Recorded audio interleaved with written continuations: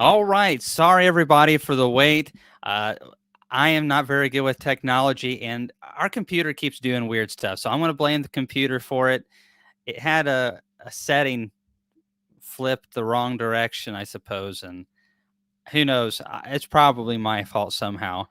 Anyways, so glad that you all are on and have come on to the channel tonight. Hope you all had a great Thanksgiving. We had a great one. There's a fella who smokes large hams, and he takes about 3/4 of a pound of our honey and some spices and injects them and then smokes them almost a whole day. And man, they are really good. So we got one of those for Thanksgiving. Uh, and he bought some honey. We swapped some honey, and boom. So yeah, I finally made it to my own live chat. Fashionably late. No, we actually were trying to get this going about 30 minutes early, and things just kept happening. So here, but we finally made it. Thanks everybody for sticking around. We got a lot to talk about. Here in a little bit, we'll be showing you some shirts that we have been working on, and also some other things as well. Wow, lots of people from Alberta and Montana and Minnesota, all over the place.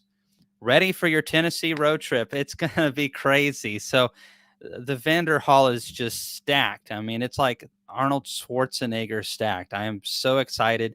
I'm going to probably cop out of doing any work at the conference and just have fun. Uh, yeah, I wish. Internet diva being fashionably late. You know how internet people are. Oh goodness! So we had a great Thanksgiving. The family got together, and we did some shooting and a lot of eating and a little bit of football, and not a whole lot of anything else. And that was a wonderful break. And it's always good to see family. Well, I say that, and my nephews and nieces about wore me out. They're 7 and 4 and 1, and Uncle Cayman has to be the best uncle. There's just no question. I have to be the most fun uncle. So it's a big challenge. Their other uncles are pretty cool. All right, getting to the bee conference and all that kind of stuff, and your questions. So as you have them, all right, people from Maine, all right, everywhere.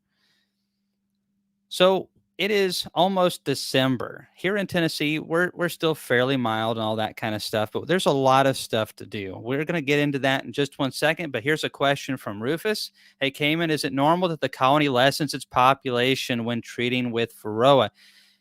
It can be normal, especially with some treatments more than others. Treatments that are like formic acid and Apogard, treatments that are really strong smelling and put off a lot of fumes, block pheromone communication and can shut down the queen for a little while. So yes, and it depends on what you're using. Some treatments have very little effect, but most of them have some effect. uh, Anything that disrupts the colony's behaviors will have some type of effect, but the stronger they are, definitely the more effect. And even oxalic acid vapor in high doses will affect the colony size. Do you know about wrapping up bees in many degrees Celsius? So I have never wrapped a hive. Okay, no, I take that back. I did it for a YouTube video. There's no advantage to do it in Tennessee, not that I know of. I don't really know much about wrapping hives. I think Michael Palmer has a video on YouTube, and he's up in very close to the Canadian border in Vermont, extremely cold, and does extremely well up there with his bees and is very successful. So I really don't have any good information on wrapping beehives. I do know that the guys that are usually really successful with it put an insulated foam board under the lid or on top of the lid and then wrap it, but I don't know any other details than that. In spring, I want to split an 8-frame hive wintering in a deep and a medium. I have several drawn mediums, but no additional deep boxes with drawn comb. Any suggestions on making this successful? Give them a little bit of feed, Russell. If you have a decent bit of pollen coming in and you have a strong hive of bees that are growing, they'll draw some comb out for you. Put some foundations in there and give them some light feed. Unless you're trying to make a honey crop off of it too, just give them a little bit of feed. We can see wax get drawn here in Tennessee in late March easily, and if we feed them heavily, definitely middle of March too. So I don't know where you're at, but a lot of times we don't see a lot of drawn comb early in the season just because there's pollen flows and a little trickle of nectar, and then once that nectar flow hits, boom, we see it. But if you give them a decent bit of 1-to-1 early on, they'll draw some combs out for you. You just have to watch it, because if you feed and there's a honey flow, it can back up really quick. That would be my suggestion. Feed. Bees that are growing fast and building in population are good at drawing comb. As long as they have a good queen, they'll be fine. All right, Dave Dwyer. Thank you so much, Dave, for coming on again. I hope you're doing good. I was talking to my brother about you the other day. Only good things. Dear Santa, I want an Apame hive for Christmas. Me too. Tell Santa to swing by my place as well. All right. Hey, Brian Reese, thank you so much for donating once again to our YouTube channel and being one of our biggest supporters of YouTube and the Hive Life Conference and everything else that we do. I'm still jealous of that Japanese trip that you took. One of these days, I would like to go and visit myself. Hope you had a good time, and we'll see you at Hive Life, buddy. All right.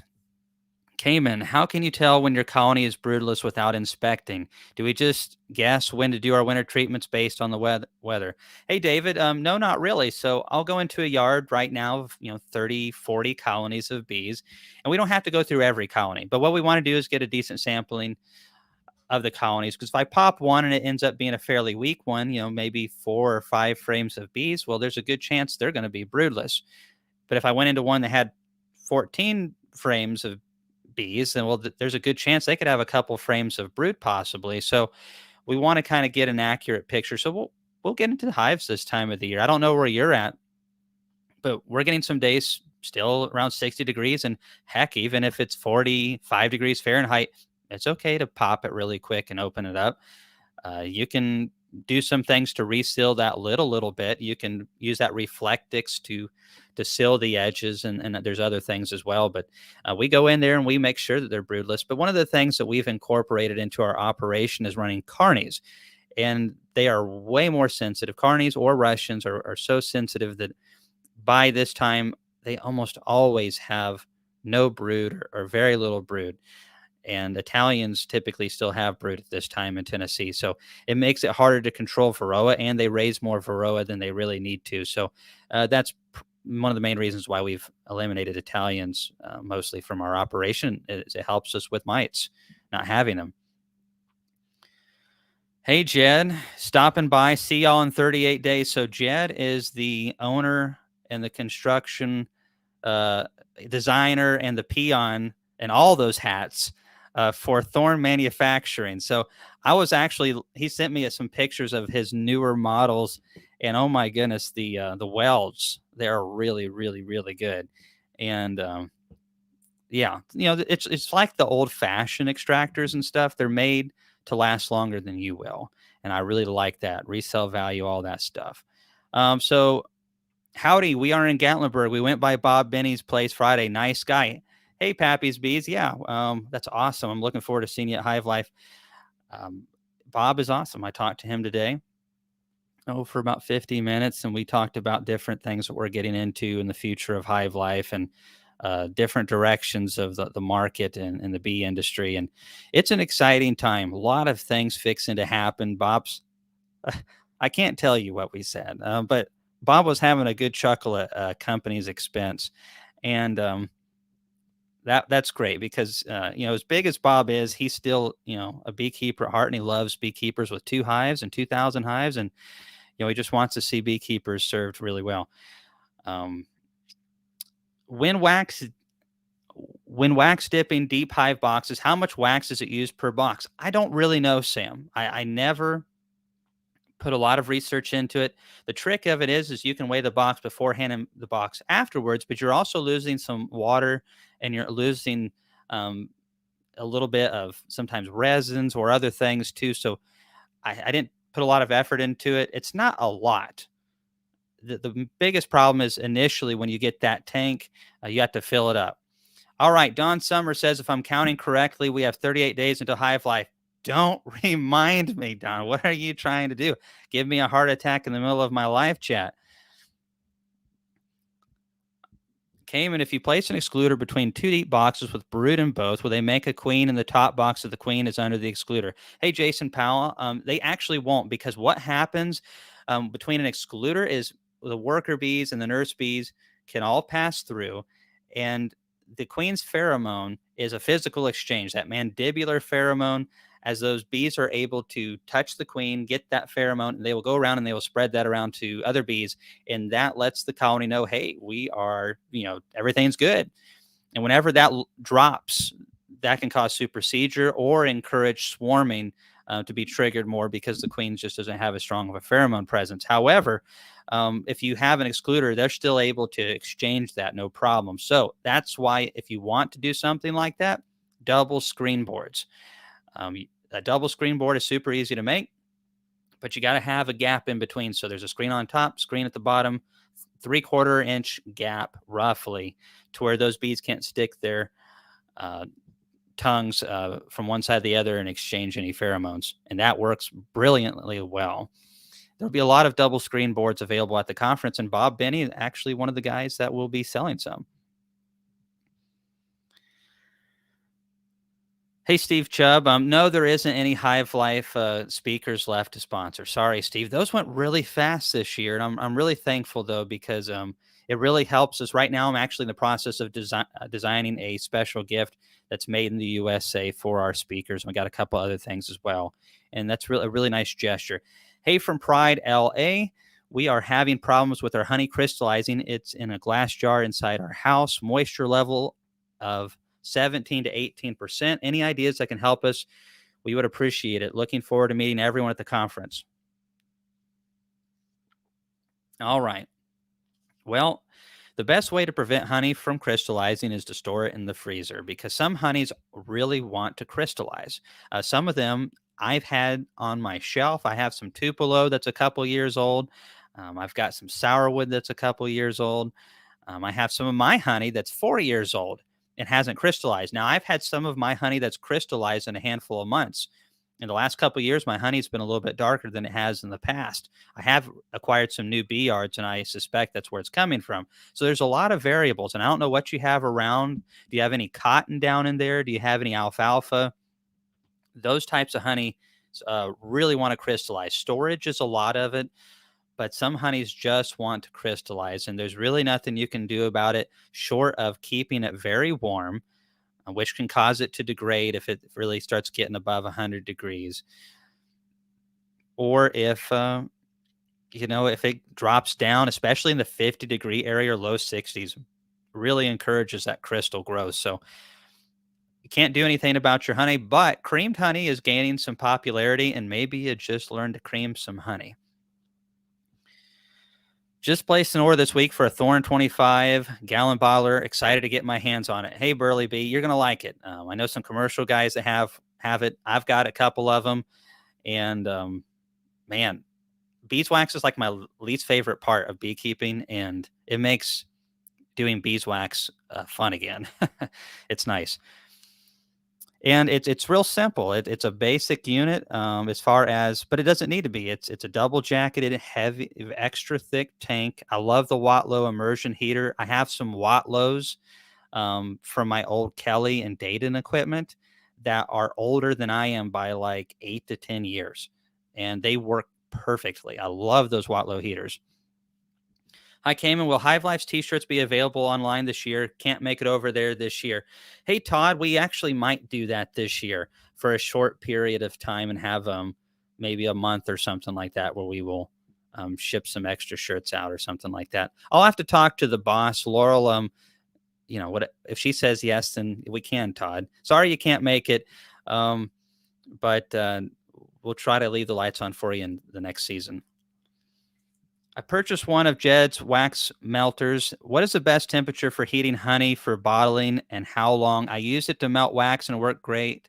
Love the slum screen. Oh, yeah. That slum screen is money in the bank because I'll run a full cycle load, fill it all the way up, drain it, do one more load, drain all that wax off of it, and then I use that slum screen, and then I will uh, separate the what wax is in the slum from that slum gum.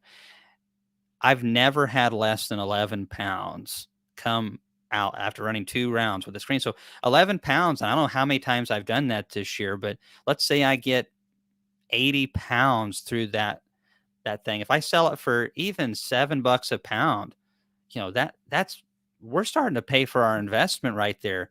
I run through a good bit of wax, but still, over the years, it definitely makes a lot of sense. The other part of it, what was the temperature for honey? It depends on your bottling setup. I have an automatic bottler, so I usually heat mine to about 90 degrees Fahrenheit. If you are using 90 is usually pretty good, but some of the hand bottling valves that you can put on a tank, they operate better around 100 degrees. And if it's at 100 degrees for a little while, it'll be all right. Kama, do you have a video on making fondant? I built a long laying and didn't leave enough space to put any emergency feed. Sugar bricks are too thick. Wanted to make fondant and just squeeze it in. I've never made fondant before.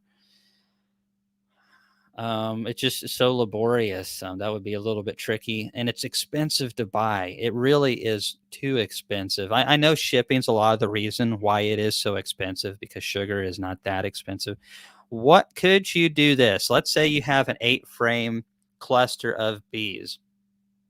Could you, like right on that edge frame where they're clustering, but maybe there's only like half of the frame covered? Remove that and stick a sugar brick long ways in there, and then they can just kind of feed that from the side. I don't know. I've never tried that before. Or just, I guess it's a long hive. You can't make a shim to add on top. I forgot about that, but let me know what you end up doing, man. I'd be interested to see how that plays out. What time of the year do you do your first grafts and splits? Down in Florida, they split on Valentine's Day. I'm a little north of the cuts operation. Yeah, that's a little bit earlier than us, Spirit of Toad. I can make my first queens the last week of March typically. That's pushing the season as far as I want to, but that works really well.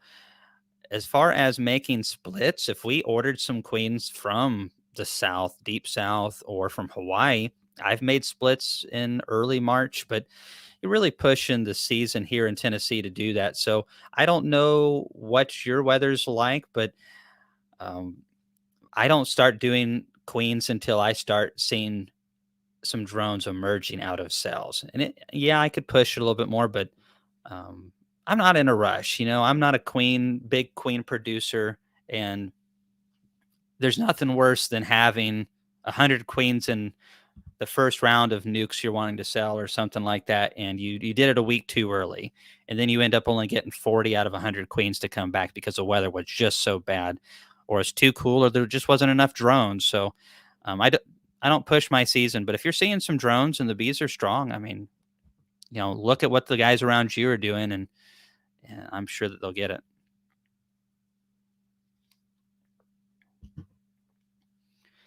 Hey, from Arlington, Tennessee, have you tried the battery-powered instant vat yet? They'll be available at Hive Life.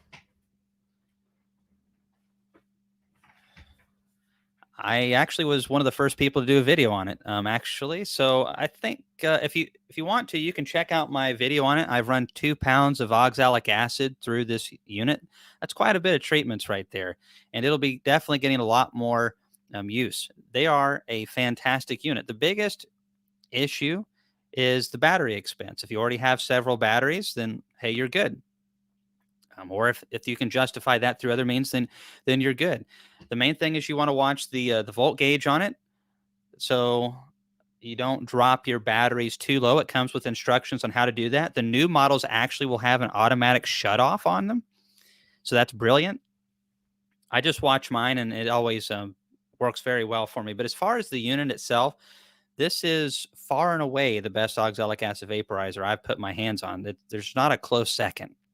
That's how good this unit is. It is efficient. It is awesome. It is the Sherman tank of vaporizers. And let's see. Maybe Laurel can put a link to my video down in the comments below. Hey, Cayman, what have you found is the best treatment for Varroa in your area? So there is no great treatment. The better treatments are Apiguard, Thymol. Formic can work at certain times of the year. I don't use it on the regular. Apiguard primarily. Oxalic acid. I don't like HopGuard at all.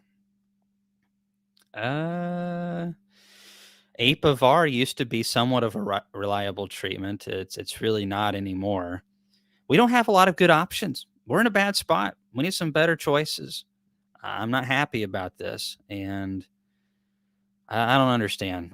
It's going to be fixed. There's a couple new products in the pipeline. We're hoping that the company will follow through with their promise and actually announce one at the Hive Life conference in January, and we'll have another option available. Yeah, now is the time to buy batteries. And no, it does not come with a battery, just the unit itself. So at the conference, they're $50 off. So that's a nice little bonus. So that's one of the things that we do at the conference is, these vendors are banking that they're going to sell a lot of product and it'll be good for their advertising to cut deals at the conference. And they will.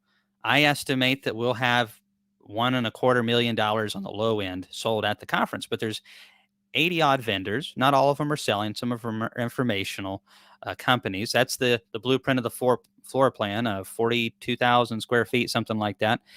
And it is filled to the brim. However, those of you who are coming, let's go ahead and buy some. If you need anything, don't buy stuff you don't need, but support the vendors where you can, because it takes a ton of work for them to come out and do this. And I would appreciate that very much. Let's see. Will there be any way to watch Hive Life online now or in the future? Hey, Helen. So what we are doing is recording it professionally, and it was really well done. These guys did a great job for us last year. That will be available on Hive Life, our website, probably 4, maybe 5 weeks after the conference. And it'll have 24 hours of all of the lectures that were presented. It's going to have some behind the scenes footage, and the Bluegrass show will be recorded. We do charge for that because this team is not cheap. And so we're trying to offset some of the costs, but it is very affordable for what you get, in my opinion. And last year was $60 for the entire set, and we're going to try to keep it at that price if we can. Hey, Cayman, I lost a queen last minute in my backyard. Where it is the only hive, do I shake the bees out and save the frames from beetles and hive moths? Hate to hear that. We all lose bees, though, so sorry about that, but it is part of it. Just letting you know. I know you know probably, but we lose bees all the time. We plan on it, so we always go into winter with more bees than what we think that we're going to need. But yes, shaking the bees out and saving the frames from hive moths and also mice from getting in there. The mice will love to build a nest in there over winter if there's not a lot of bees occupying the space, and they will chew wooden frames up and everything and make tunnels, and it stink up the place. It's nasty. But that's what I would do. Cayman, will you be selling queen cells this season? Didn't know if you sold cells out of your incubator. Sometimes I do, Tim. I don't always do a good job about, planning for it. Just kind of what I have excess. Sometimes I'll have, 30, 50 cells extra, something like that. And I'll let you know. A guy down there that knows me. And I think I know you, Tim. Didn't I see you the other day and you were saying something about Rocky Top and Big Orange and all that stuff? Yeah, that's what I thought. Go Big Orange. Well, roll Tide. Look at that crimson, baby. All right. Hi, Cayman. I'm looking forward to Hive Life. I've never heard of the conference or of you until I was invited to attend. Now I'm a fan. Looking forward to meeting you. you also and some of the others that I follow. Hey, thank you so much for saying that. Um, we really want to put on the best show in the world for beekeepers. Here in the U.S., we have a lot of great beekeepers. Um, I've been able to bring in some really cool vendors too, and we have 14 countries represented this year. So we have a lot of diversity on techniques. I'm really excited because we all love bees, but let's put it together. Let's get our creative thoughts in one place, and let's see what the newest gadgets are, and get our hands on 8 or 7 or 10 different types of extractors and physically see what is good and what is maybe not so good, and which are the companies that really appreciate our business and are creating stuff for us, and if we can put all of that beekeeping energy into the right places, I think we can help transform our industry into a much, much better place. And it's already starting to work. Some of the big companies are dropping their prices because they are getting filleted. And I am laughing, laughing, laughing. um, so there's a link down below for anyone who's interested in looking at this vaporizer right here. There's a you know video, and you can check that out and all that kind of stuff. The guys that are behind this unit have good customer service, and the guy that engineered and made this is brilliant. So Gavin, oh, sorry, Chris. Finally caught one live. I always have to watch the reruns. It's kind of like Scooby Doo. It's okay to watch it again. All right, so Gavin Reyes, is that vendor from Israel coming? Yes. Well, they were last I talked to him. So unless something's changed and you know something that I don't, yes, they're coming. They've got an awesome looking hive. We've also got a guy coming that is bringing a 20-foot trailer that has like the AZ style of hives with all of the compartments in the trailer built in, and it is slick. We've got all kinds of stuff like that. It's going to be stupid. Two and a partial days is not going to be long enough. Studio 101, have any tickets become available yet? And I knew somebody was going to ask, and I hate this. We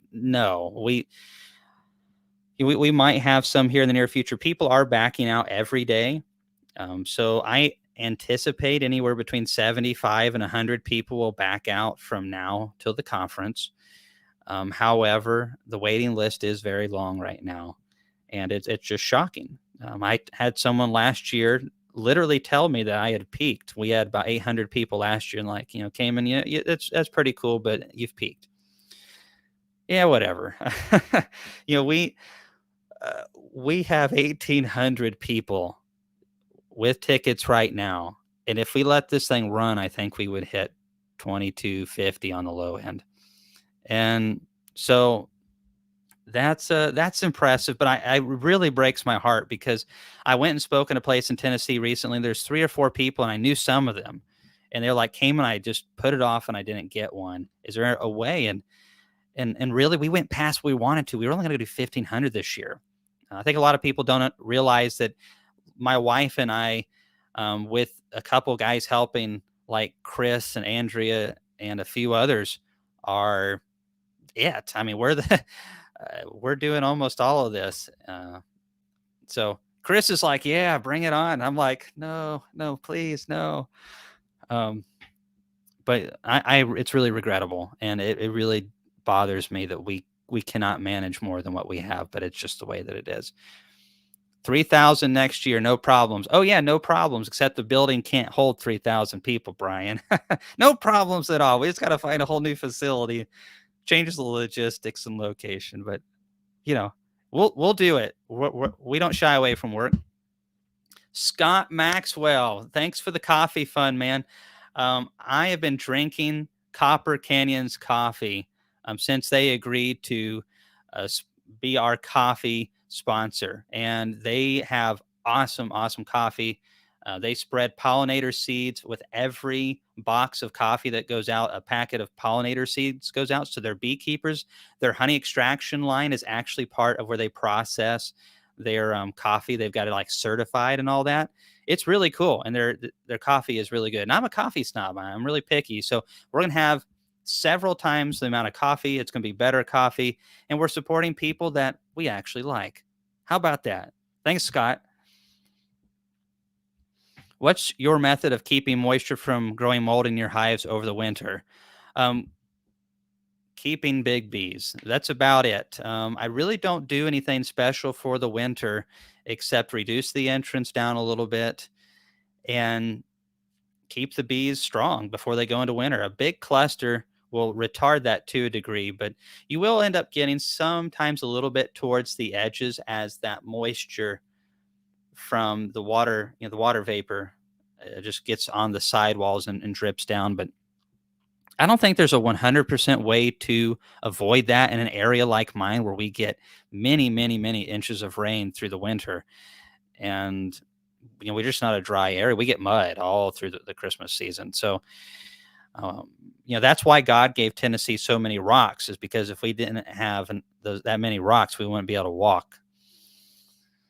Chris is like, okay, enough bull crap, David. He's just shaking his head. You Ohio boys don't understand, man. Your ground freezes solid. Have you tried the Apame bottom boards? If so, how much pollen can you expect from a normal season? All right, great question. And hey, Zelda's Mojo. So I imagine you play Legend of Zelda, right? Ocarina of Time, all that.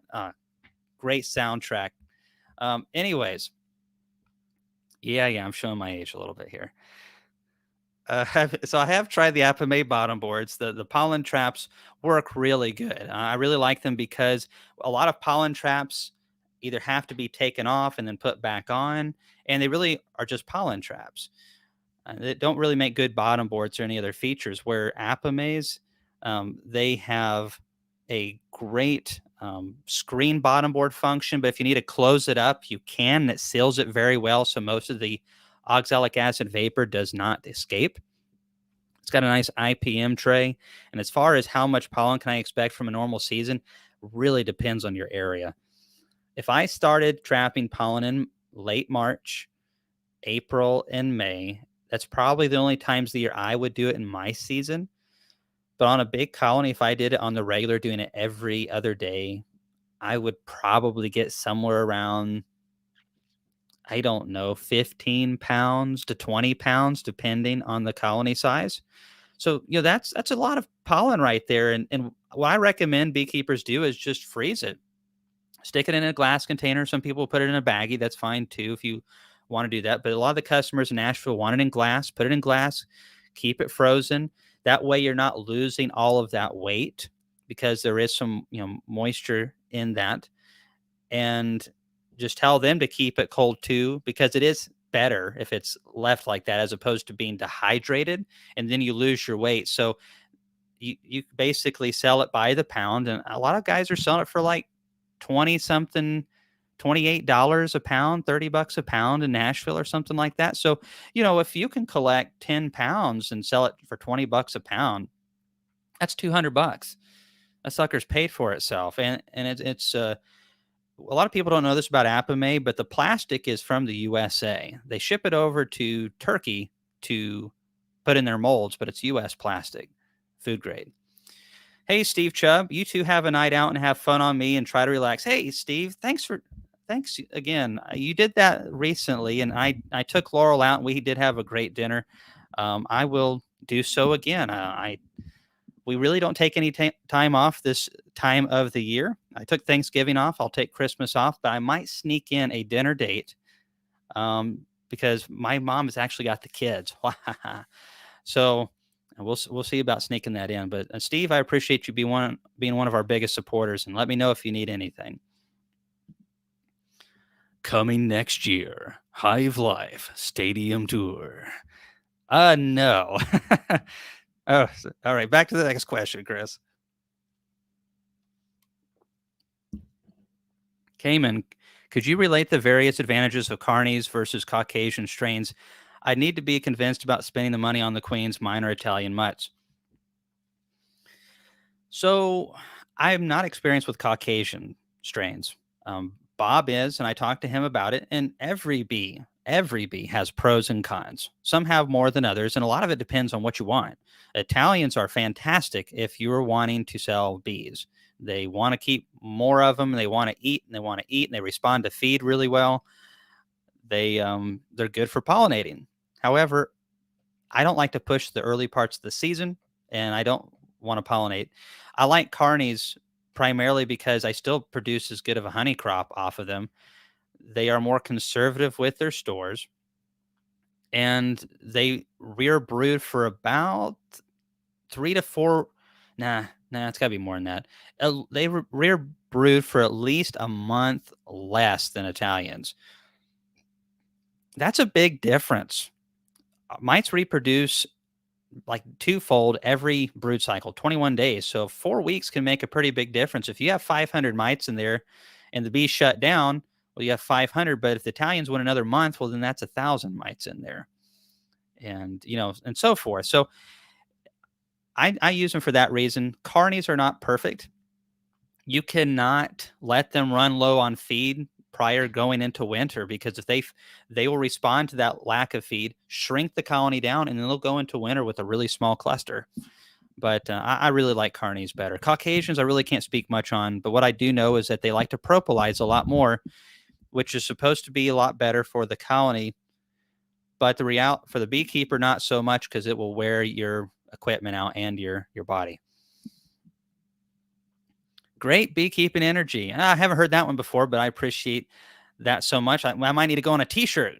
Thanks, Cayman, saving us beekeepers. Well, I appreciate you so much, Christina. Almost named my daughter that, actually. It was either Christina or Kathleen, and I liked Christina. Laurel liked Kathleen better, and well, our daughter's named Kathleen. So, but it's just beekeepers working together. I just happen to fortunately be able to get to work with all of you guys, and that's special. So hang on to that question really quick, Chris. Why don't we do the T-shirts really quick? You want to do that?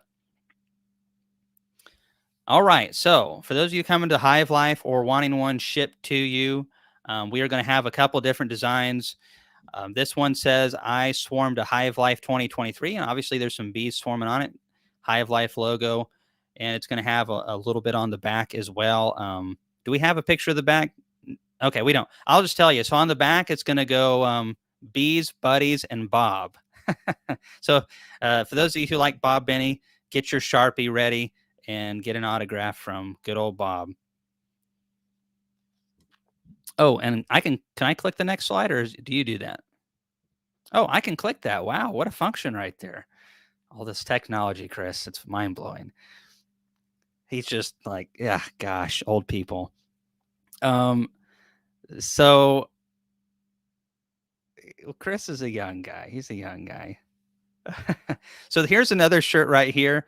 I really like this one because I'm a big USA guy. I love everything USA. I like that red, white, and blue. And so we got the tan option right there. And we also have it looks actually more military green in person. But we have those options right there. And they'll have a little bit on the back as well. And probably something really cool, but like Just Be or something like that. Something really profound that makes you think real deep. But those are a couple of the shirt options. We got a few more, but we will be sending out some pre-orders for those. And do we have one with a Canadian flag? Doggone it. I knew we forgot something. Maybe next year, Ronnie.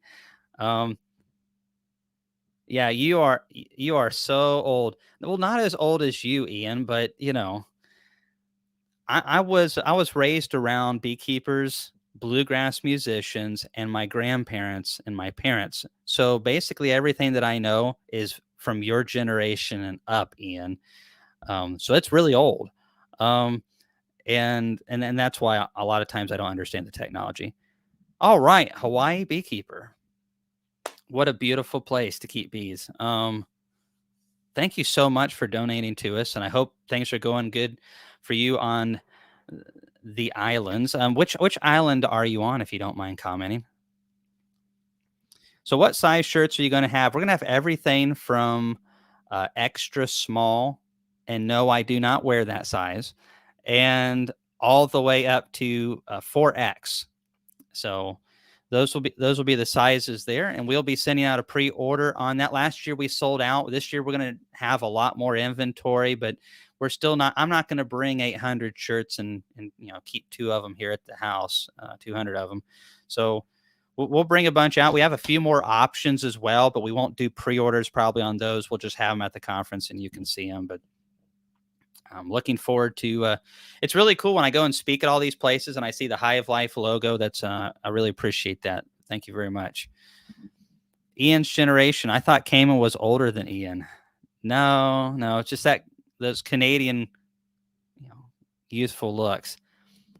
All right, that's what I was thinking. I thought that apostrophe I or whatever that is meant the Big Island, but I wasn't 100% sure.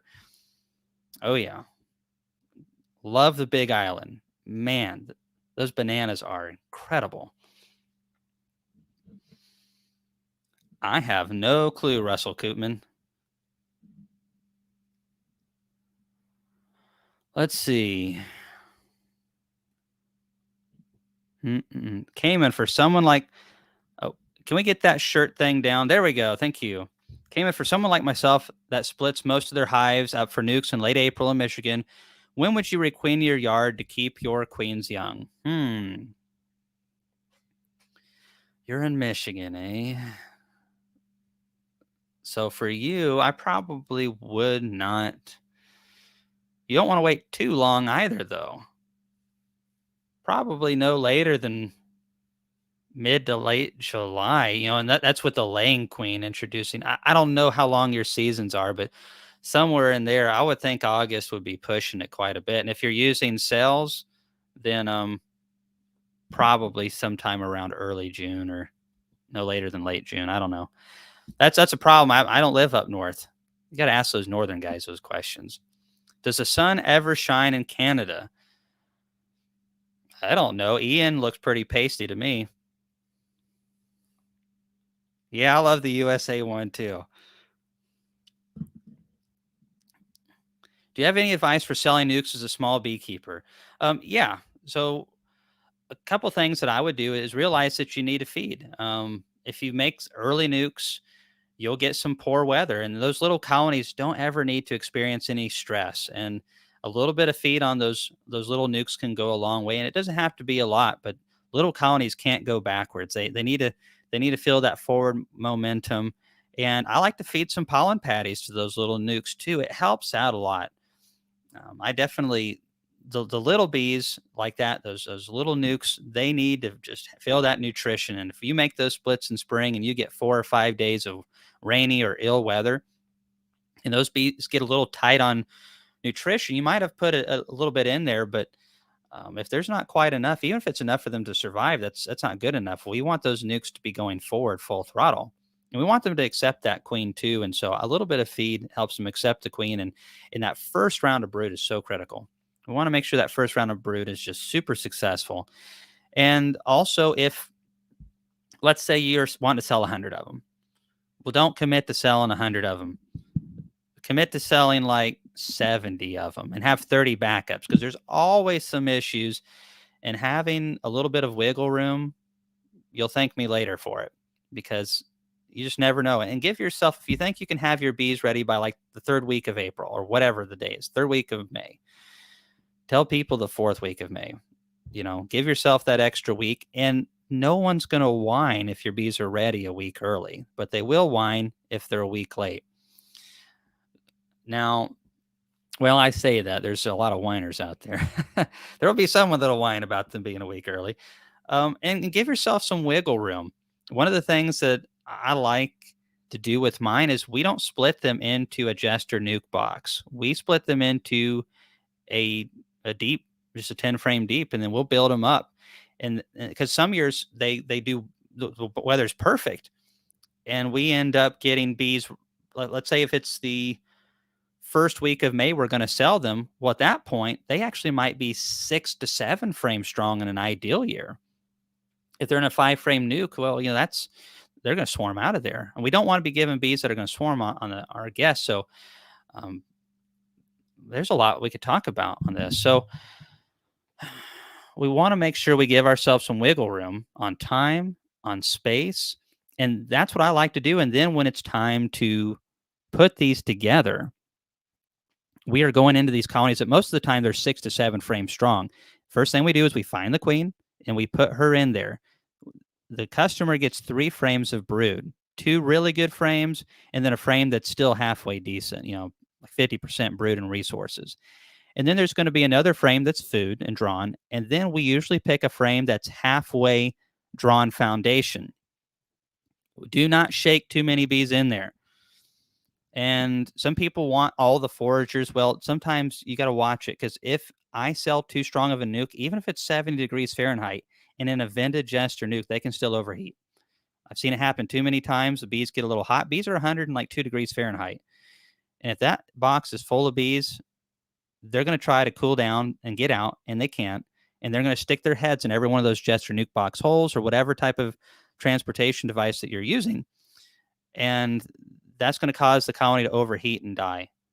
And I've seen it in 70-degree weather, 68, 65-degree weather. I don't really want more than 4.5 frames of bees in there.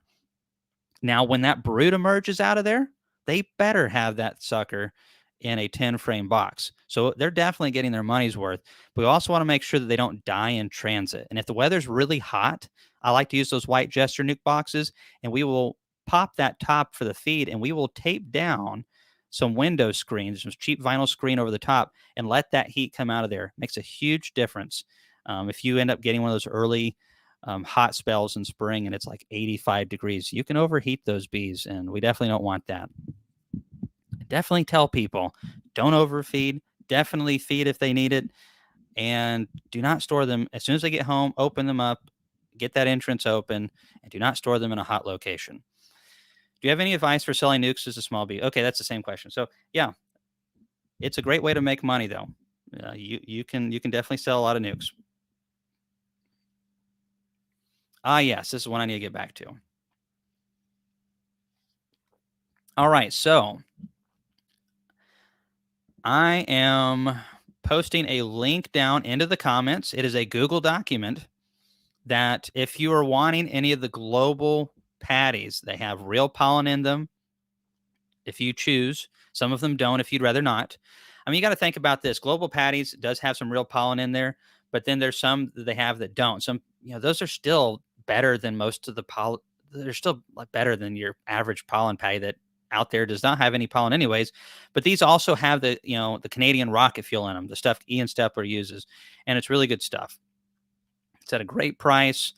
The order status on that is really in limbo right now. I've got about 7 days to put about 3 more pallets together, and it needs to happen if it's going to go through. So if you guys are interested in pollen patties, if it's 10 pounds, place your order. If it's 100 pounds, get that order in there now. If we don't hit 3 more pallets in like the next 7 days, the order's going to fall through. We have to reach a certain minimum. So I would love to be able to do that. They're a great pollen patty, and the price is, it's fantastic. It's the best pollen patty you can buy. I'm going to get a pallet myself. I still have some Ultra Bee left from recent orders. Do you run quilt boards or candy boards on your hives in the winter? Hey, James, I don't. Nice buck right there, by the way. Fantastic. As far as that stuff goes, no, we run a few hundred hives, and it's just too much labor and too much expense. I really typically don't use any sugar bricks. I don't use any candy boards. I don't use any quilt boxes. We get into our bees in October, late September. We see what the feed levels are. We start feeding. We get them fed up. Strong colonies can have 60 pounds of sugar syrup in the combs. They're going to have a lid. They should have low mites, a great queen, and good nutrition, and boom, that's all we need. Now up north, you might need a little bit more insulation, but there's nothing wrong with having candy boards and quilt boxes, but it's very expensive. And that's the biggest problem I have with it. I'm in Ohio, and one hive still has drones. We already had a low of 17. What does that mean? It means one of two things. Either means one, that colony is really strong and has a lot of bees, and they feel like they have enough resources. Italians will do this sometimes if there's a lot of, there's just a lot of bees and there's a lot of nutrition in that hive. They'll maintain them late into the season. It's really odd. And you'll see some Some beekeepers will report like September and drones are being cast out. I would bet those bees do not have enough food in there and they are weak and it's having to do all kinds of crazy stuff. The other thing could be your queen's running out of gas and laying some drones where she should be laying um, workers. So it's one of those two things. Do you prefer dropping in cells, virgins, or mated queens when requeening, and why? Well, if someone's giving me free stuff, I would like to have mated queens. That would be fantastic. Um, but I love dropping in cells. Virgins are totally my least favorite. Um, Dropping in cells is fantastic. The problem with a lot of mated queens that you buy is they're not mated properly, or if they were mated properly, they're only allowed to lay for less than 2 weeks, and that's psychologically very damaging to the queen, and also it's not good for her long-term success. Statistically, it shortens their lifespan, and they don't introduce near as good. I like introducing my own queens, and I love dropping in queen cells that I raise and letting the queen go out and come back and just stay with that colony and build it up. It looks so awesome. I mean, it'll be August. It'll be 2 months into my robbing dearth period, and I'll go to a colony that's just like, oh man, this does not look great. This queen's not getting it done. We will eliminate her. If it's about 12 frames in strength, 10 frames in strength, double screen board in between, queen cell below, queen cell above. We usually do an oxalic acid vapor treatment timed on these colonies to clean up the mites. Never when there's a virgin running around. You do it either before or after she's been laying a little bit. And you come back and you see these gorgeous patterns. And sometimes you get 2 queens, sometimes you only get 1. But hey, you just combine them back if you get only 1 queen to come back. Double screen boards are a nice tool. What is the shelf life of the global patties? So I don't know exactly. I've kept patties for a little over a year, and the bees still ate them fine. There's such a high sugar content in them. They don't really want to mold or anything unless you get them wet. If you stick them in the freezer, they're definitely going to be just fine as well. But I don't know what the long-term shelf life. I'm sure, like anything, fresher is best. But I've had no problem feeding 1-year-old pollen patties. It's best to use it a little bit earlier. Is the Hive Life Conference an LLC or a nonprofit? I would like to start up something soon. Looking for advice to outweigh the option. Thank you. It is a nonprofit, so not an LLC. I want to raise more bees like I have now. They are so docile and have never been aggressive towards myself or anyone around the hive. Well, I've got a couple videos on how you can raise your own queens, or wherever you source those from. See if you can order some more queens from them and just make some splits. And that usually works pretty good. You know, I love docile bees. That's one of the first things I look for is like, and there's always that one hive in the yard. When you got like 40 hives to a yard, there's always 1 or 2 in that yard that you save that hive for last. And you're like, here we go. Let's get this over with. Been working the whole day in a veil and nothing besides the veil and no gloves or anything like that. And you get to that hive and it's like, all right, get that bee suit on and all that kind of stuff. And they still slip in and get you. All right.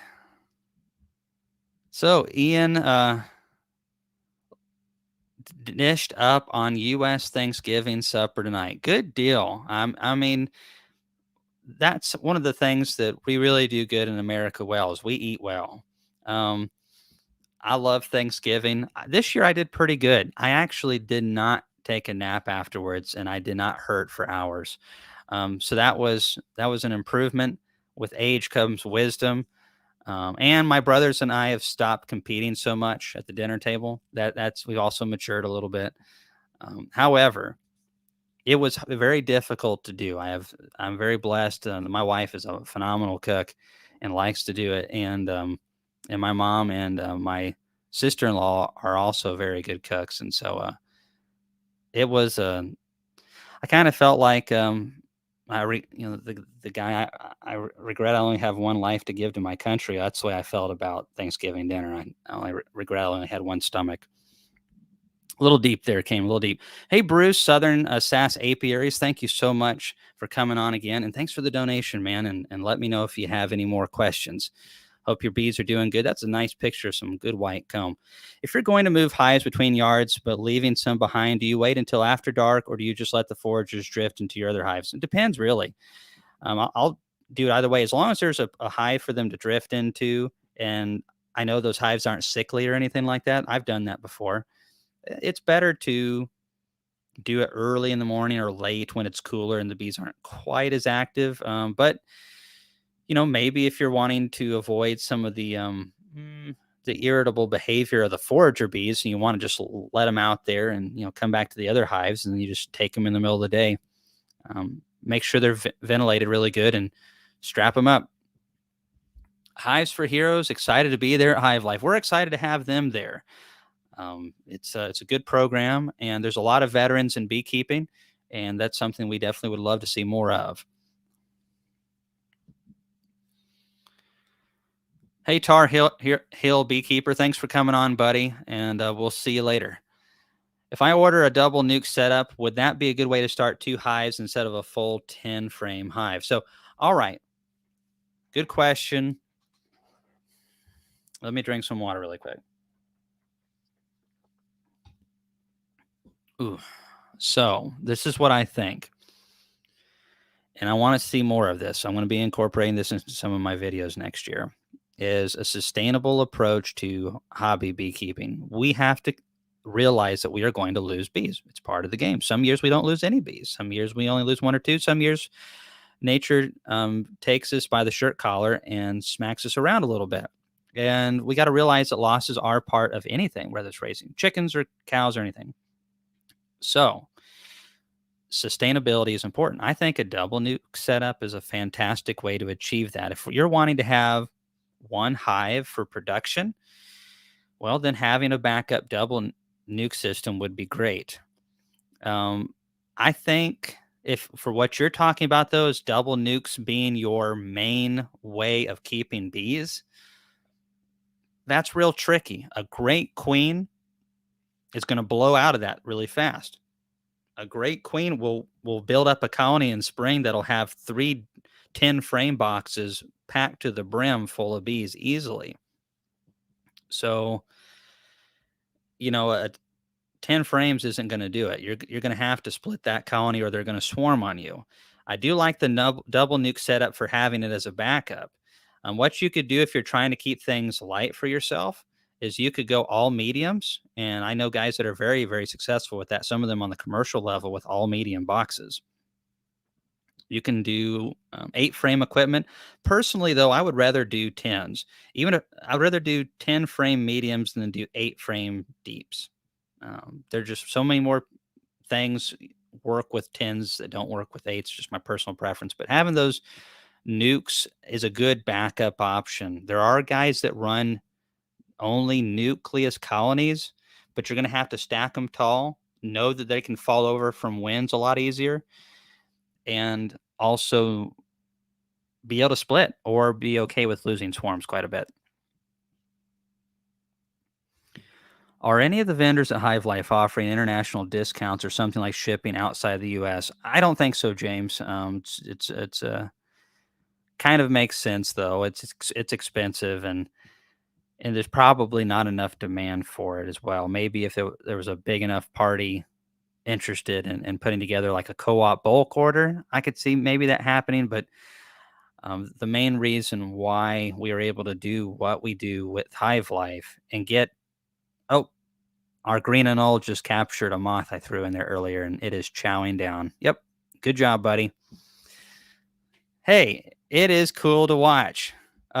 Chris is just horse laughing me on the other side of this. Don't listen to the man behind the curtain. But as far as that goes, the vendors can move a lot of product at our conference, and they can get a lot of advertising, and so they think it's worth it to them. And that's part of the reason why we have grown this so large is because we've promised the vendors a lot. There are products at the conference that you can save, 40 cents a frame and foundation and you buy 100 frames, that adds up quick. And then if you buy an extractor, some of the companies are like 15% off on extractors. I mean, $1,000 extractor is 150 bucks off, and it's probably 150 to $200 easily to ship that to your door. So, I mean, but the international stuff just, I don't think will make sense right now. Are there any Hive Life vendors selling 6-frame nukes, Russell? I don't think so. Not that I know of, Russell. I'll look into that, but not that I'm aware of at this point. And Gus Mitchell, hey Gus, I'm glad you're on. He likes the 10-frame setup, and then you can use the resource 4/4. So there's some 4-frame nukes that are designed to fit right over a 10-framer, and so you can actually stack those up on top, and that works really good. Double 7-frame Apamays work excellent, and they do. I have one myself. 7 frames is a good size. I don't know anything smaller than that would easily work for honey production. And even with that 7-frame Apamay hive, if I was running that for honey production, I would have to have at least 5 of those boxes. I'm talking like 5 deep 7-frame boxes, because I want to produce 100 pounds out of that sucker, and that's going to take about 3. Yeah, it's going to take 3. So I might even need 6 boxes on that for one of my great queens to go in there and make a big honey crop. I've heard some stuff recently about using hydrogen peroxide for small hive beetle control. What have you heard? So I've been talking with the University of Georgia and some of the researchers down in there. And, I don't know all the information. They're not at this point willing to share all of it. And I understand that. A lot of things still going on, but there's some issues. There's things to watch out for. That's what we do know. With hydrogen peroxide, it can have some benefits in some forms, but it also can be damaging to the bees. So I know just enough to be dangerous. And I am waiting, just like you guys, with bated breath to hopefully see that this is going to be something tangible and not like mushrooms and other stuff like that we've seen come out, and it's going to save the bees, and years later, nothing ever comes of it. Magic mushrooms didn't pan out for bees, unfortunately. My last mated queens of 2022 are going into winter into double nukes. There'll be some of my honey producers next year and will likely give me a nuke too. I love my double nukes for so many purposes. Absolutely, Flower Street Farm Bees. I think for so many things, they're a wonderful setup. I don't think they're phenomenal for large honey production if you're trying to do 100 pounds of honey per hive or more. Not everybody's goals are the same. And also some people, we got to consider weight.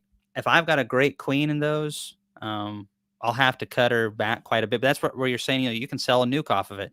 And that's what you got to realize is you can do all kinds of stuff, but you got to understand the dynamics. And it sounds like Flower Street Farm has got it. Theirs dialed in pretty good. Understanding that nukes are a really valuable tool towards sustainability. And I think more people need to have some backup nukes running into winter with a good, strong bit of bees. And what you want to see is about 8 to 10 frames of bees going into winter. And you hope to get a nice 4 to 5, 6 frame cluster of winter bees. And if that happens, you got a great queen in there. Oh, yeah. They're just going to explode out of those boxes once that pollen hits in spring. Came any update on the rocket fuel pollen patties? We are trying to get a large enough order for the Hive Life conference. Thanks, Chris. So, okay, I said earlier, and I'm going to leave another link down below. If anybody needs any of those, go through this link right here. We have about a week, maybe 10 days. I don't think so. A week to get the rest of this in. We're like 3 pallets short of hitting the mark that we need to. And if we don't hit that mark, it's just going to fall through. I'm going to be sending out an email, probably do a video or something like that. But yeah, hopefully we can get the rest of those, because those are phenomenal patties. They're commercially priced. So, I mean, I can't even get patties from Global at this price. And, plus they have the Canadian rocket fuel. So it's a fantastic deal. I've been using peppermint candies for small hive beetles, and I've not had an issue with them. But when I got my bees in March, I didn't see any small hive beetles in the 10-frame box that I got. Yeah, I really am still very skeptical of the peppermint candies. I I've tried a lot of different things in hives over the years, and I just don't see it working. You know, if you put enough peppermint oil, sure, it's going to repel small hive beetles, but it's also going to repel the bees from that area as well. It's just a strong smell, and peppermint actually can burn a little bit too. So I just don't see it being at this point a feasible thing. I don't think it dries them out of the hives.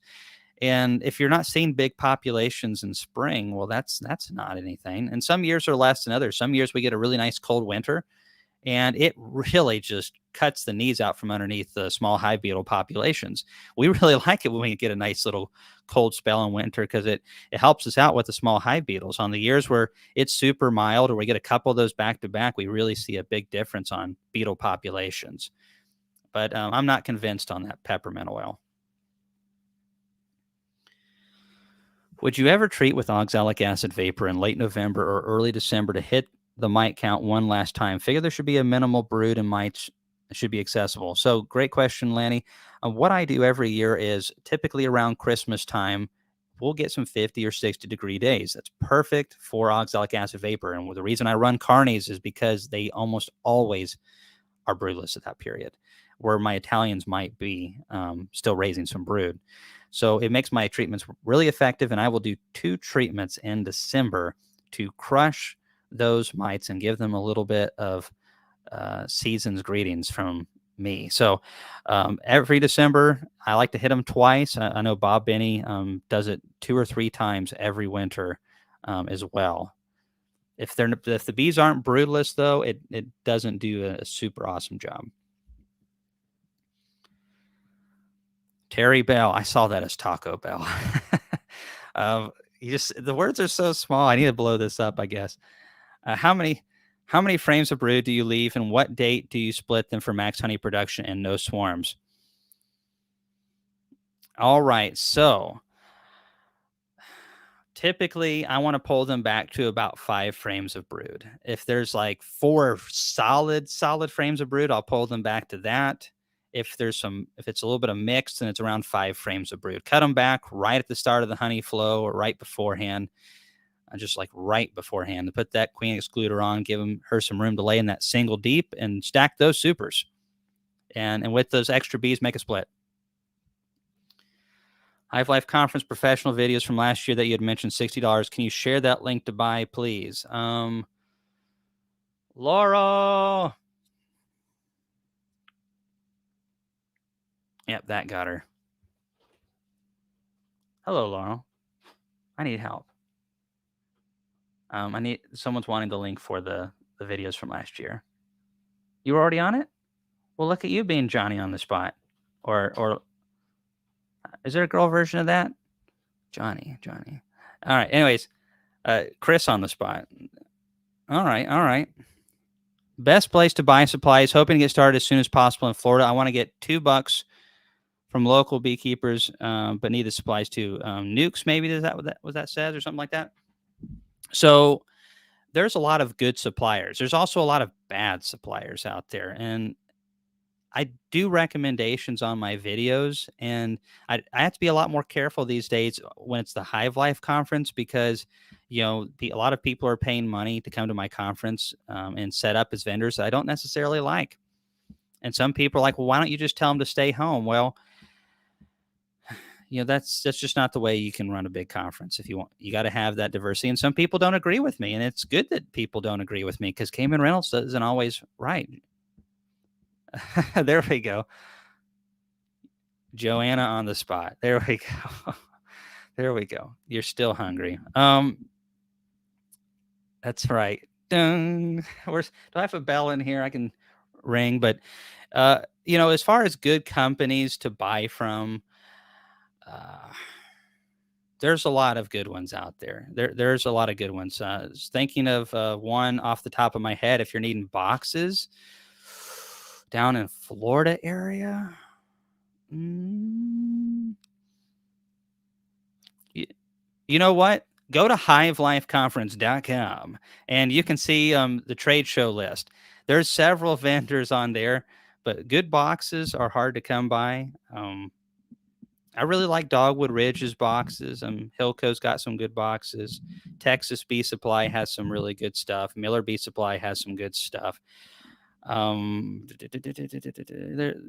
several other options as well. I really like one thing I like about the Texas Bee Supply is it's $50 to meet free shipping. $50. It doesn't. I mean, in beekeeping, that's not hard to do. I mean, come on, you get a hive tool and another gizmo, and boom, $50. All right, recordings of hive life. All right, thanks, Chris, or no, Laurel for putting that on. Oops. Hey, James McNally. Yeah, I saw that elk picture you shot. That's awesome. Man, one of these days I got to do it. Go up there and get an elk.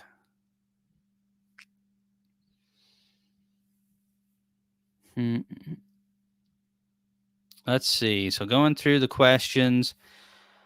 All right. Brad Witt says, or White, how many grams of oxalic acid per deep? So I like to, if the bees are broodless, let's hit them with 4 grams. It's 2 grams per deep. I think that does a pretty good job when they're broodless. And then I come back again and do it. Some people get a little heavier handed than that. Legally, right now, it is 1 gram per deep box. It's not good enough. They're trying to get that changed right now, and hopefully they will.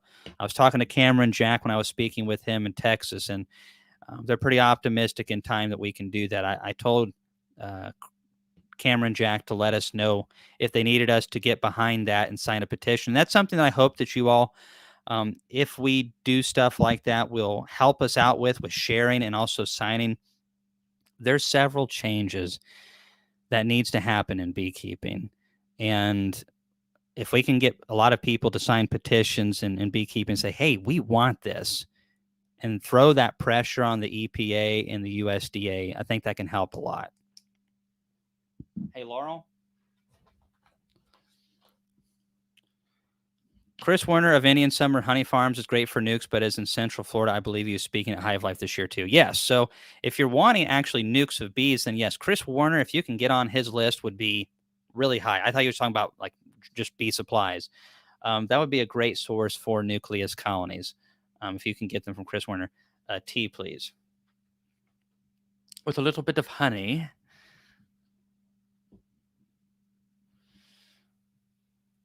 Okay, I have heard that bees swarm often in spring, and you can fix this with a split. Could you sell splits for some extra money if I don't have place for another hive? Yeah. So one of the things that I think beekeepers need to utilize, they need to figure out, first of all, what you want. Do we want to primarily keep our bees alive and then produce, an average of 50 pounds? Or are we trying to go for the big yields, like 100 pounds per colony?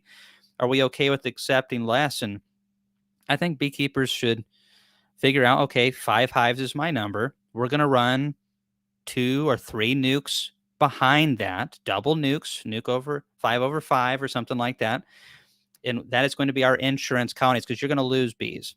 But there's going to be some parts of the season, especially in spring, where your colonies are going to have to be split. You can either, one, use those for those insurance colonies, your backup plans. And then if you go past your backup plans, your insurance colonies, sell those nukes. They're very easy to do. Be part of your local bee club, and be part of some groups on Facebook in your state, in your area. And yeah, sell a nuke. In some areas they're going for $225. I think mine are around 190. Yeah, I think mine were 185 last year. They'll probably go up 5 with the inflation. Thank you, government. But yeah, it will. Selling bees is a fantastic way to generate revenue and retard swarming and keeping those swarms from happening. Better to sell a nuke of bees and produce 70 pounds of honey than to shoot off a swarm into who knows where, and to may not even get a queen to come back and get 40 to 50 pounds of honey.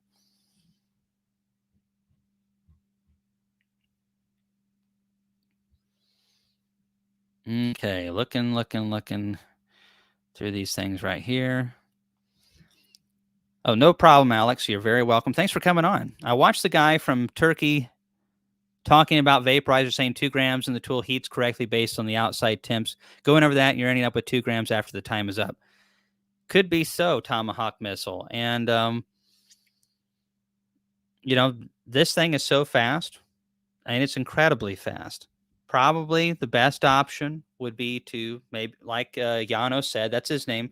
So when this product was coming to the U.S., Janos reached out to me and Rob with Laura B vaporizers, and we're really skeptical, guys, because if we do a video on something like this, then a lot of people will buy it. And if it's a good product, well, great. And if it's a bad product, well, we've just cost a lot of people a lot of money. And so I did about a 2-hour interview with Janos, and he walked me through the entire inner workings of this. Unbelievable. This thing is over engineered in a good way. It is just overbuilt, well thought out. I don't know how many hours that went into this, but man, it's got to be 5,000. I mean, it's got to be so many hours that went into this. And what I like about Janos is he's constantly looking at ways to improve. He's got several ideas that are down in the pipeline. Can't tell you about them, but they're super exciting. I want to see that. I want to see our money go into people like that. That he's a beekeeper. He loves bees, and he has a certain set of skills. Not like Liam Neeson, thankfully. But he's got a great set of skills, and he's using it towards these vaporizers. But if Yano says 2 grams, then do it. This thing's so fast, 17, 18 seconds. Throw another round of 2 grams. That's a little dry right there. Get a little bit of a 3-in-1 or something like that, and it'll slide in a lot better. Okay, hey, here's a great tip. And can someone leave that link for the vaporizers down on the bottom again, so if anyone wants to look at that. So if you get one of these units, this is one of the biggest mistakes that I see, is you can get a little bit of water down into some of these gaps right in here. And this is just full of insulation in here. That's one of the reasons this unit works so good. I don't get, like a lot of vaporizers, you get material coming out the front and a lot of buildup because it just cools down so quickly. This is insulated all the way out to where it exits. So it's only having to pass through like maybe 1 inch and 1/8 of uninsulated area. And this barrel is, and it is a barrel, is brass. Most of them are copper, and this thing is heavy. If you bend this sucker, well, I don't know what you're doing, but this unit is insulated in here. And if you get water down around some of the gaps in here, from cleaning it out, it will get wet, and it can take 15 to 20 minutes for it to heat this up and dry that insulation out. So whenever you clean this thing out, when you're done, and I clean it out after every time, you will get the temperature down to like 80 degrees Celsius, 70 degrees Celsius. That's what mine's set for. Some of them might be set to Fahrenheit. You'll need to talk to Rob when you buy one, or whoever you buy it from, and make sure that you know what the temperature is, but get it down cool. Pour some water only into here and just let it run on out. And you just kind of slosh it around in there a little bit, and do that every time. And that works great. If you get it down in that insulation, it can take 20 or more minutes before that thing will heat up, and you burn up a lot of your battery's juice just drying out that insulation. And definitely don't get in the electronics. But as far as all the hardware inside, it's fantastic. And I left the link down below if you want to look at that vaporizer. I've got to say a huge thank you again to all the people who have donated. It's crazy. I mean, we started this a few years ago, and my wife said, do it. And I said, it won't work. And here we are. And from that has spawned so many relationships, so much education, and hive life, and so many other things. Thankfully, right now, many of you are probably wondering, Cayman, you haven't been pumping out any videos. What is going on? And I think a lot of you have guessed it's hive life. It's taken up so much of my time. It's all I can do to manage that. However, there's some exciting things happening in the future. We're going to be bringing some people on to help us, and we are already, and more. And that's going to enable us to be able to do better videos than we've ever had before. And they're going to be the most comprehensive videos One of the most comprehensive video series on YouTube. And I'm really excited for 2023. We're restructuring the business quite a bit. I know it might not seem like a lot's going on the YouTube channel, but a lot is fixing to happen. After Hive Life, it's going to be great. Honeyman, always best to listen to your wife. Listen to the queen or face the consequences. This is not the time of the year to be arguing. It's cold outside. Cayman, we should always listen to our wives. Wow, we got a lot of smart men on this thing. Is there any way to tell how my bees are doing in the winter? All right. Depends on where you're at. So in my area, in January, sometimes we'll even get a day in the 50s. Heck, in February, we get into our bees because pollen starts coming in February. I'm getting into my bees right now a little bit. You don't have to get into them a bunch and pull out every frame, but we get into them a little bit if it's 50 something degrees, 60 degrees, and we'll pull a frame out or so. If nothing else, just check the boxes for weight, do a little bit of work. You're going to damage brood in really cold weather, but you won't damage the bees if it's like 40, 50, even 30 degrees if it's not that long of exposure. The main thing is sealing the lid back up so you don't let in a lot of drafts if you're really far north. So what you can do is just have something to seal that.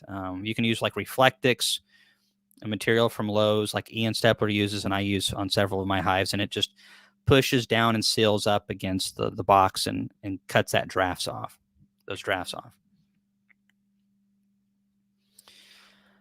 All right. Let's see. I've enjoyed your videos ever since you've had a swarm land on you with the queen and her scent in your pocket. Hey, Brad, thanks. That was a tedious day. I had about, 4 or 5 queens in cages I had just caught from some of my mating nukes. And the swarm starts taking off with a queen that I let the hive get a little too strong in their nuke. And I'm like, dang, this is a bunch of bees. And this is a fresh queen. Doggone it. And yeah, I caught them all right, but half of them were in my drawers, and that was the longest it's ever taken me to get my pants off. God and I were having some pretty close conversations during that moment. And I was very thankful I was wearing some loose fitting pants. I really like these actually. They're 5'11" pants, and they're really cool in summer days and tough. What are your thoughts on dribble and the test jar with sponges? Randy showing great results. All right, so oxalic acid dribble is underutilized. It's very cheap, works very good. You don't have to buy a vaporizer. You have to buy oxalic acid. You have to buy some glycerin. You have to mix it up in the appropriate ratios, and you cannot apply too much. It does damage the bees a little bit more if you apply too much. It's easy to over apply, but if you use a syringe and apply the correct amount, it works very good. It works better than vapor. It kills for longer. It's cheaper. It's very common in a lot of countries to use dribble when the bees are broodless. And I've used it several times, and it kills for longer than the vapor does. And it's cheaper. So as far as that goes, I think more people should consider using dribble. Now, because as much as I like this vaporizer right here, it's $500. You can dribble a commercial sized operation with oxalic acid dribble for $500. We're talking thousands of hives. So, let's see. Oh, the other question that you had was the extended release. I was not super impressed with those. I have used those in the past, and I know a lot of people who have used them. And I think right now, I know Randy Oliver is having some good results, but he lives in a very dry area. I know too many good beekeepers who have tried them and they have not worked great for them. It does knock mites back. There's no question. But it's not like, okay, our mites are at a 1% infestation. We apply these, we come back, and we've got a 0.5% infestation. It does not knock them back like that. It kind of holds the line more than anything. And sometimes lets them grow just slightly. But it's, instead of the mites going at this trajectory, it kind of keeps them at more of this trajectory, which is way better. They're cheap and they're clean to use. I would like to see it made legal. I want to see more research on it. Um, it did not perform exceptionally well this year in our yard. It was okay. It's not going to replace anytime soon me using Apigard or any treatment like that. Hey, Matt Kirkland, thanks again, buddy, for working with us and sponsoring our live chat. And appreciated you wearing that Hive Life shirt down there in Texas when I was visiting. I really appreciate that, man. That logo getting down there in Texas means a lot to me. And we've got a lot of work to do to help change this bee industry for the better. Came to the chat late. Did you mention if the global patties will be at Hive Life? So we're trying really hard, Leroy. I'm hoping we will. I'm about three pallets short before they will commit to sending the load, and I've got about a week to do it. So I'm sending out a mass email to everybody coming to Hive Life. I just left the link pinned in the comments. If anybody is coming to Hive Life and needs pollen patties, or if anybody wants a whole pallet of them and wants to pick them up at my house for a whole pallet, I might be willing to do it. These have got Canadian rocket fuel, all that kinds of stuff, but I'm hoping to make it work. These will be the best patties that for the best price anybody's ever been able to source as a hobby beekeeper. That's for darn sure. Heck, for a small professional guy like me, I can't get them that cheap.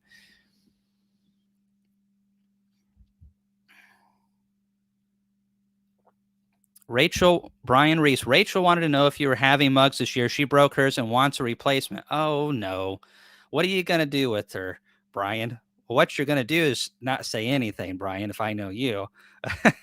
And yeah, we're going to have some that are very similar. We're actually going to have more color options. And we're also going to have one that says something a little bit different. It'll have the Hive Life logo and have a little bit extra. But we're going to have more mugs. Last year, the mugs sold out in like 30 minutes. I'm going to have a heck of a lot more mugs this year, so it shouldn't be a problem. They're handcrafted here in Tennessee still, and they're going to be gorgeous. I cannot wait to go pick those up. Sorry she broke that one, though. It happens. That would be something that I would do. This one from Randy McCaffrey, it's shocking it still exists between me and my son. My son and I. Sorry, mother.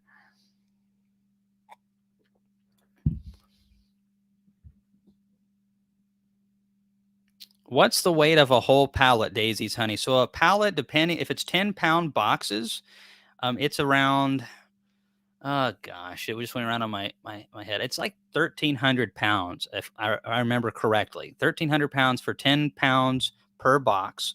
But if you get 40 pounds per box, then it's 1,800 pounds. They can fit that much more on a pallet with that method. So they're a little under a ton if you end up with 40-pound boxes. The price is the same as far as I understand for the conference, though. So right now we've got like 9 pallets. I need to get to 12 pallets.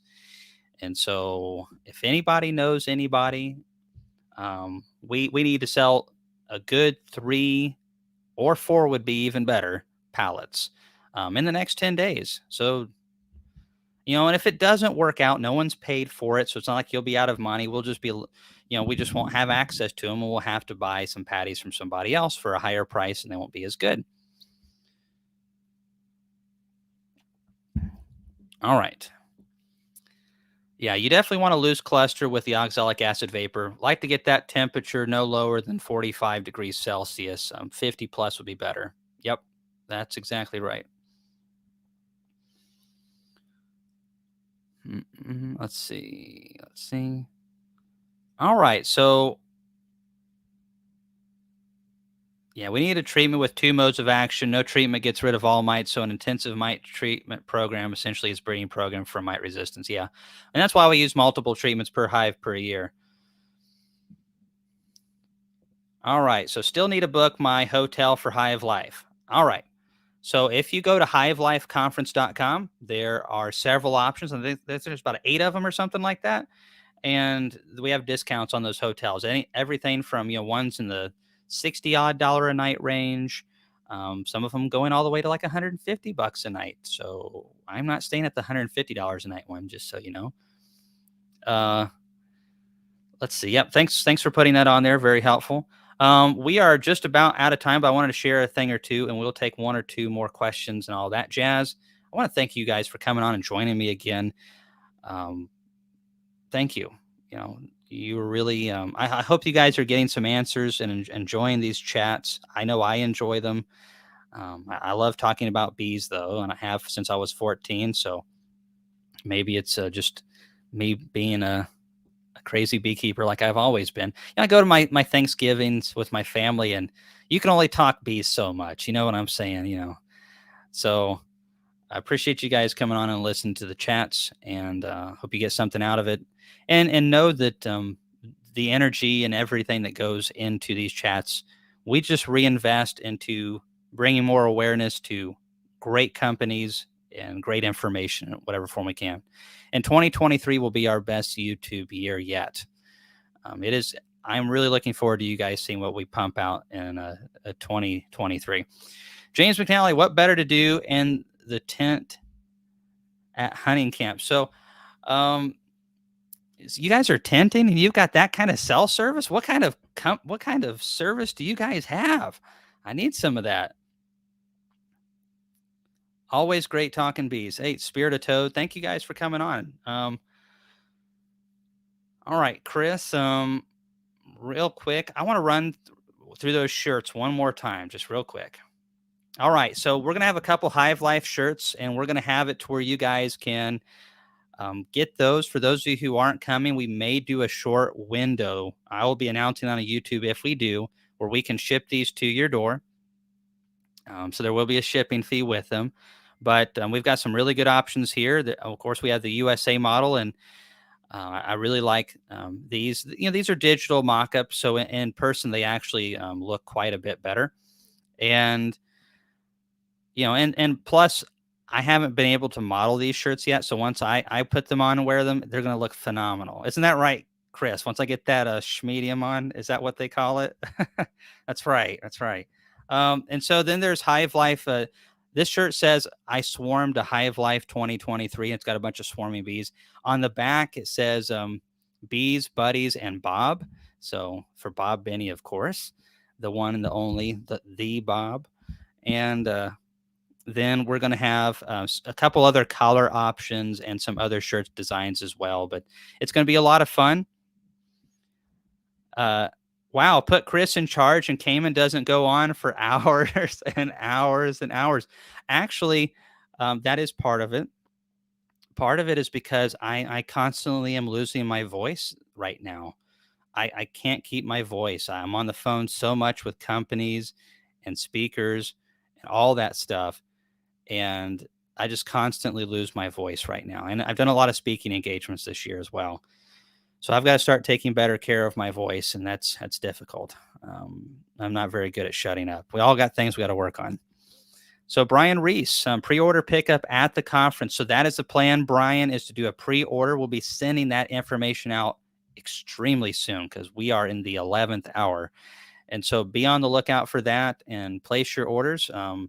I'm really excited about this year's shirts. They're going to be even better than last year's, and nice Bella canvas and all that kinds of stuff.